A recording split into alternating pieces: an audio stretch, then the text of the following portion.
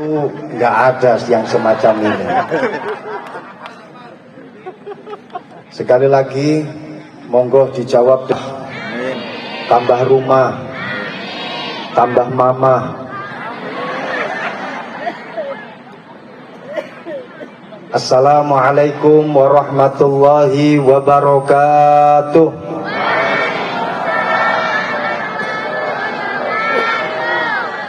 Para sesepuh, para bini sepuh yang kita muliakan bersama-sama, beliau panjenenganipun Bapak Profesor Dr. Kiai Haji Abdul Aziz Mata'anallah bituli hayati.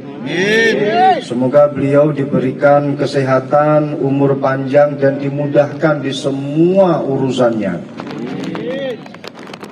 Yang kita muliakan beliau Bapak Dr. Zuhri Abdullah, Mudir Ma'had Jami'i Win 1 Tulung Agung. Semoga beliau diberikan sehat, umur panjang, diberikan kemudahan di seluruh permasalahannya. Alhamdulillah, kita juga didampingi oleh para kiai, para alim ulama.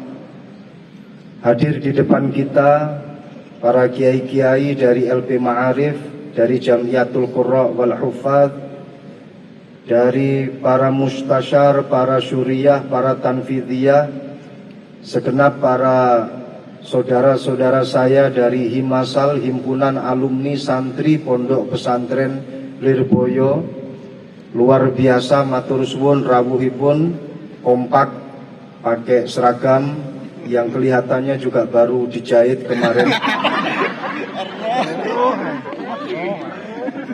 Segenap para badan otonom, ada dari Muslimat, Fatayat, GP Ansor, Ibnu, IPPNU, dan yang luar biasa malam hari ini adalah kemilau bintang dari santri-santri UIN 1. Mantap, luar biasa.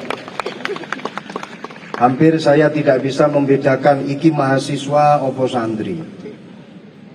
Dan ternyata ada dua jiwa di dalam diri kalian. Jiwa santri ada, jiwa mahasiswa juga ada. Kalian sebagai seorang santri plus mahasiswa. Mahasiswa atau plus sebagai seorang santri. Apapun kelak nanti profesi kalian, saya pesan, kun santrian wherever you are. Ngomong gua ini kira-kira wis ngerti artine ora. Kun santrian haitsu makunta. Jadilah kalian sebagai seorang santri dimanapun dan kapanpun kalian berada. UIN 1 ini adalah satu lembaga pendidikan yang istimewa, luar biasa. Tampak malam hari ini membuktikan bahwa UIN 1 ini tidak pernah loyo, walaupun toh zaman seakan-akan mewajibkan UIN 1 untuk terus berlari mengejar apa yang diinginkan oleh perubahan waktu, perubahan zaman. Tapi UIN 1 tetap mengikuti perkembangan zaman tersebut yang luar biasanya. UIN 1 tidak pernah meninggalkan tradisi dan budaya para leluhur.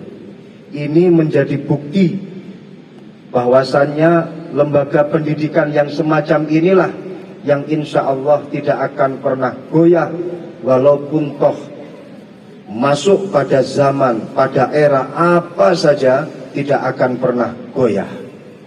Tadi saya diberi informasi, dikasih cerita sama profesor kita, sama Profesor Abdul Aziz. Ini loh dulu Mbah Kiai Mahrus dawuh datang Mbah Kiai Maskuri, kemudian habis itu dipanggillah itu Prof Mahfud, dan di situ terjadi satu diskusi yang sangat penting digagas untuk mendirikan perguruan tinggi, yang mana perguruan tinggi yang digagas pada tahun itu tahun 1960-an, tepatnya tahun 1959, perguruan tinggi tersebut adalah perguruan tinggi UIN 1 Tulungagung. Dan alhamdulillah di UIN 1 Tulungagung ada pondok pesantrennya dan melibatkan para asatidz dari pondok pesantren, bahkan juga melibatkan dari para asatidz dari Jamiatul Azhar. Ini betul-betul satu hal yang sangat istimewa. Jadi begini, kenapa saya katakan sangat istimewa? Ummatun la ta'rifu tarikhaha la tuhsinu siyaghata mustaqbaliha. Kalau ada satu umat, satu komunitas, ketika dia tidak menghargai, tidak mengetahui sejarah masa lalunya, dia tidak tahu tentang tradisi para leluhurnya, maka la tuhsinu siyaghata mustaqbaliha. Dia tidak akan mampu untuk merangkai masa depan dengan indah. Kali ini UIN 1 mewujudkan menjadi satu lembaga yang siap menyongsong masa depan dengan indah. Kenapa? Karena masih menerapkan tradisi dan budaya para leluhur. Jadi jangan dianggap remeh. Kalian saat ini oleh Pak Rektor, oleh Pak Mudir disuruh untuk duduk lesehan, suruh bawa tikar sendiri-sendiri. Untung kalian tidak disuruh bawa konsumsi sendiri-sendiri. Hah? Bawa sendiri? Berarti ini nilai plus.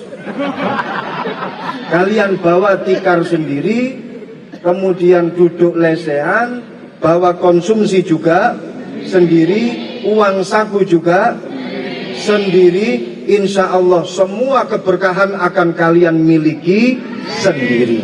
Amin ya Rabbal Alamin. Tapi ini jangan dianggap, wah kuliah di UIN 1 Tulungagung tibane dikongkon dilosor. Kuliah di UIN 1 Tulungagung ternyata ya seperti ini, duduknya lesehan, penceramahnya malah disuruh angkat-angkat podium. Ini jangan dianggap suatu hal yang negatif.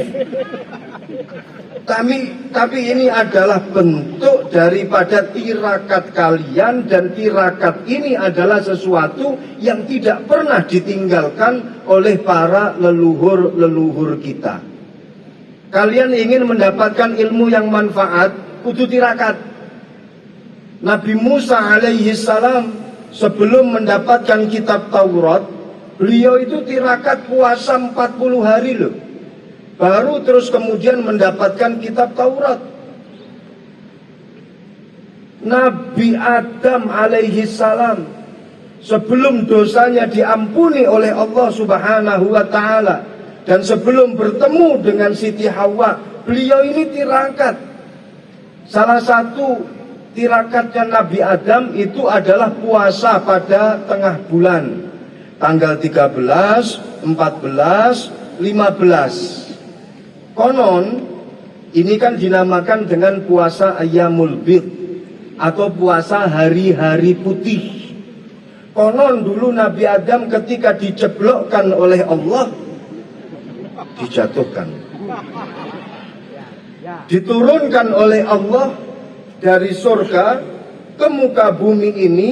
Beliau melihat kulitnya itu kusam, meleketek.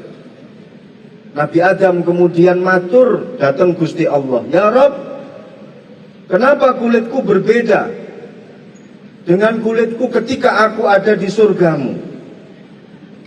Aku ingin kembali seperti dulu ya Rabb. Kembalikanlah kulitku ini glowing, charming dan bening. Oleh Allah kemudian diberikan amalan. Saya ngesup ke sini untuk ijazahnya. Tadi diperintah oleh profesor untuk nanti jangan beranjak dari lokasi ini sebelum Gus Reza memberikan ijazah. Ini ijazah dari nenek moyang kita, dari Nabi Adam alaihi salam. Beliau dalam rangka untuk mengglowingkan kulitnya puasa 3 hari dalam setiap bulannya, tanggal 13, 14, 15. Makanya itu dinamakan dengan puasa hari-hari putih. Ini saya ijazahkan kepada kalian. Dan ini sanadnya tembus sampai Nabi Adam alaihi salam. Kalian kalau mengamalkan ini, insya Allah bisa meminimalisir anggaran untuk pergi ke salon. Glowing, charming, bening, nggak usah capek-capek facial, manicure, pedicure, dan lain sebagainya. Cukup puasa 3 hari dalam setiap bulannya, tanggal 13, 14, dan 15. Artinya bagaimana? Semua para nabi untuk mendapatkan wahyu dari Allah tirakat.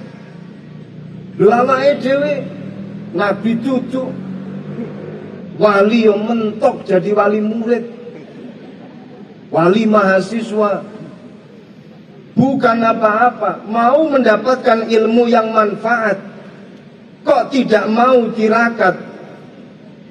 Gak bahaya kan? Bahaya. Pengen dapat ilmu yang manfaat tapi tidak mau tirakat, emang boleh? Ora oleh. Pengen ilmu yang manfaat harus tirakat. Maka lungguh lesean, sampai nggawa jajan dewe, sampai nggawa sangu dewe, ngantuk-ngantuk dipeksa, walaupun toh ada niatan agar mendapatkan sertifikat, tapi kudu rekoso. Anggap saja ini adalah semuanya bentuk tirakat. Tirakat kalian untuk mendapatkan ilmu yang manfaat. Jadi semua kesederhanaan kita, capek kita, payah kita, ketika kita bertolabul ilmi, ketika kita mencari ilmu, itu adalah bentuk daripada tirakat. Insya Allah sesuatu yang ditirakati pasti berbeda dengan sesuatu yang tidak ditirakati. Pasti beda.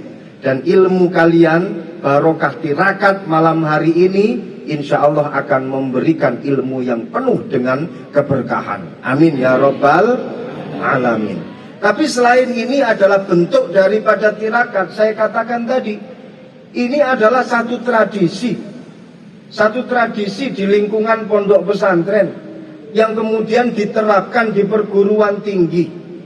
Dan ini memang hakikat daripada perguruan tinggi. Hakikat perguruan tinggi, yang pertama kali perguruan tinggi dibangun itu juga berawal dari pondok pesantren. Kalau kita bicara masalah sejarah perguruan tinggi loh ya, Al-Qurawiyin pada tahun 859, Al-Qurawiyin, Jami'ah Al-Qurawiyin yang ada di Afrika, yang ada di Maroko, itu adalah perguruan tinggi yang berasal dari surau, yang berasal dari masjid. Bentuk pengajarannya sama dengan pondok pesantren. Lama-kelamaan kemudian berubah menjadi jamiah. Lama-kelamaan kemudian berubah menjadi perguruan tinggi. Berawal dari pondok pesantren. Transformasi keilmuan agama. Kemudian perubahan zaman berkembang. Akhirnya mengikuti perkembangan zaman, berubahlah menjadi jamiah, berubahlah menjadi universitas. Sama dengan Bologna University yang ada di Italia pada tahun 1088 didirikan. Awalnya itu adalah madrasah untuk para pendeta, madrasah untuk para pendeta-pendeta Nasrani, yang kemudian berkembang dan berkembang, berubahlah menjadi Universitas Bologna yang ada di Italia. Artinya bagaimana? Semua perguruan tinggi yang al-qudama, perguruan tinggi yang dahulu kala dibangun oleh para intelektual, itu semuanya adalah lembaga pendidikan yang berbasis pondok pesantren mengarahkan mahasiswanya untuk liyatafaqahu fiddin. Kalau kita bicara masalah perguruan tinggi, selama perguruan tinggi itu masih berpegangan dengan dawuhnya para leluhur, dengan dawuhnya para pendiri, masih menjalankan tradisi para leluhur, maka itu adalah perguruan tinggi yang top-topan, tiada banding, tiada tanding. Salah satunya adalah UIN 1 Tulungagung. Tepuk tangan untuk kita semua. Loh, kalau perguruan tinggi tersebut bergeser dari ruhnya para pendiri, bahaya Pak. Ada lembaga pendidikan geser dari prinsip-prinsipnya para pendahulu, dia akan menjadi satu perguruan tinggi yang gampang goyah, yang gampang patah. Ada satu makalah disampaikan oleh Marcus Garvey, "A people without knowledge of their past history, origin, and culture is like a tree without root." Apa artinya?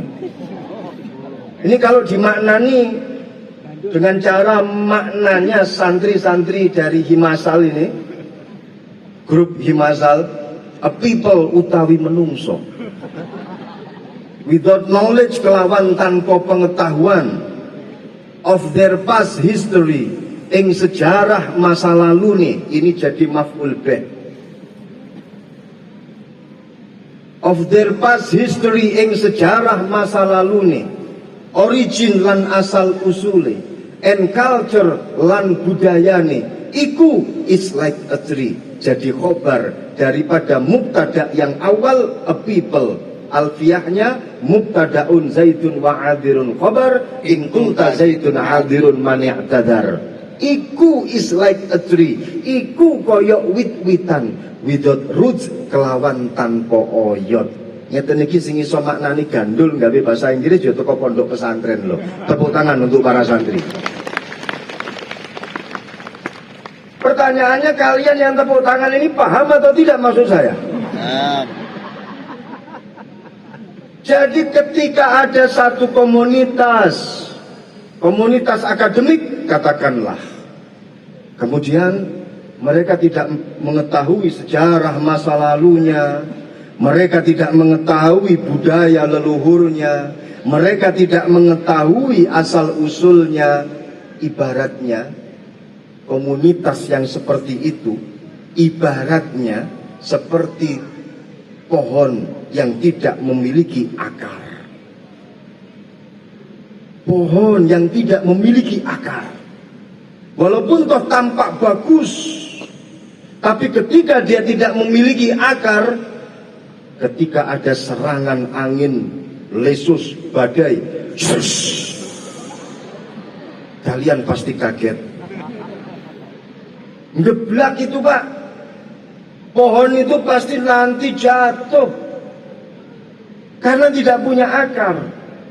Sama seperti komunitas yang tidak memiliki sejarah masa lalunya, wes embuh karo tradisi dan budaya para leluhur, maka dia akan menjadi komunitas yang lemah ketika dia ditabrak angin transideologi, ketika dia ditabrak oleh angin transnasionalisme, ketika dia ditabrak oleh angin transradikalisme, ditabrak oleh angin transliberalisme, maka dia pasti akan KO, dia pasti akan jatuh. Malam hari ini menjadi bukti konkret. Apapun profesinya, mereka para alumni UIN 1 barokah menghargai para leluhur, yakin mereka akan menjadi generasi yang kuat dan tangguh, tidak akan pernah luntur nyawa jiwa kesantriannya kapanpun dan dimanapun dia berada. Tepuk tangan untuk kita semua. Maka apapun yang ada di UIN 1 ini, ayo kita nikmati. Ini adalah bentuk daripada tirakat. Kalian wis pokoknya Ini adalah satu rutinitas tirakat yang harus saya lakukan. Yakinlah di dalamnya itu pasti nanti ada sebuah keberkahan.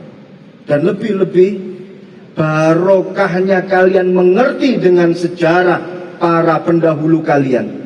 Tadi sudah disebutkan oleh Bapak Rektor bagaimana sejarahnya UIN 1, bagaimana para ulama-ulama kita terdahulu menggagas berdirinya perguruan tinggi. Ini tanpa kalian sadari, sebenarnya ini adalah satu proses untuk meng-create alaqah, untuk meng-create satu hubungan dengan para leluhur. Hubungan dengan para leluhur, kalau kita lihat dalam ilmu musalsal al-hadis, ini namanya adalah silsilah. Apa? Silsilah. Ketika tersambung antara satu orang dengan yang atasnya, yang atas dengan yang atasnya, dan itu dinamakan dengan musalsal, maka ini namanya adalah silsilah. Silsilah. Ulama kita itu cerdas, Pak. Beliau itu membuat satu istilah dengan nama silsilah. Itu bukan berarti silsilah yang tidak ada nilai filosofinya. Kenapa dikatakan dengan silsilah? Kalian tahu apa arti daripada silsilah? Murid tersambung dengan gurunya, guru tersambung dengan guru-gurunya, guru-gurunya tersambung dengan guru-gurunya, dan terus sampai ke atas. Ini dinamakan dengan silsilah. Apa sekarang yang dimaksud dengan silsilah? Secara bahasa, lughatan, silsilah itu apa? Gampangannya ngomong, silsilah itu adalah rantai. Kenapa ulama kita memakai rantai? Kok tidak memakai bahasa yang lain? Kenapa ulama kita tidak memakai al-hablu? Hablun, hablul ilmi baina syaikhi wal muridi. Tapi tidak dipakai itu. Yang dipakai silsilah bainal murid wasyaikh. Kenapa tidak memakai hablun? Artinya adalah tali dadung, tampar. Kan luwih enak, fleksibel. Atau mungkin kenapa tidak pakai istilah karet? Karet itu dalam bahasa Arabnya adalah al-matot. Al-matot itu karet. Matotul muridi wasyaikhi. Kan yo enak dirungu. Karet. Karetnya guru dan murid. Kan yo penak. Lentur, iso dawa ya iso cendep. Enak. Makanya tadi Pak Rektor juga iso munggah iso mudun. Kayak karet, Pak. Wis munggah dikongkon mudun maneh. Yo gelem ae yo, Man. Wis mudun munggah maneh dikongkon mudun maneh. Kayak karet. Kenapa tidak pakai al-matot? Tidak pakai istilah karet, tapi memakai istilah silsilah, besi, rantai yang lebih ulet. Jawabannya adalah silsilah. Ini jawaban yang menurut saya betul, karena yang menjawab saya sendiri. Saya otak-atik, gaduk-maduk gitu saja. Kalau pakai istilah silsilah, pakai istilah rantai, maka rantai ini karakternya hanya satu, harus tersambung. Kalau tidak tersambung, maka tidak bisa disebut sebagai rantai. Muncaan orang Madura karakter rantai, neka setong takut tak berubah.